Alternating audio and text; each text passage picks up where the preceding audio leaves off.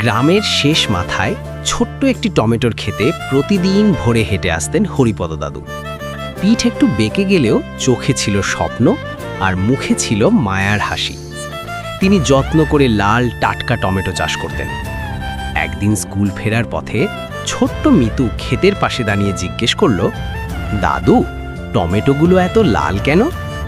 হরিপদ দাদু হেসে বললেন, কারণ আমি ওগুলোকে ভালোবাসি মা, ভালোবাসলে সবই সুন্দর হয়। সেই দিন থেকে মিতু প্রতিদিন দাদুর সঙ্গে খেতে আসত। কখনো পানি দিত, কখনো আগাছা তুলত। হঠাৎ একদিন দাদু অসুস্থ হয়ে পড়ায় খেতে আসতে পারলেন না, কিন্তু মিতু একা একাই গাছগুলোর যত্ন নিতে থাকল। কয়েকদিন পর দাদু ফিরে এসে দেখলেন পুরো ক্ষেত ভরে গেছে লাল টমেটোয়। মিতুর মাথায় হাত রেখে তিনি বুঝলেন, এই ক্ষেতে শুধু টমেটো নয়, ভালোবাসাও ফলেছে।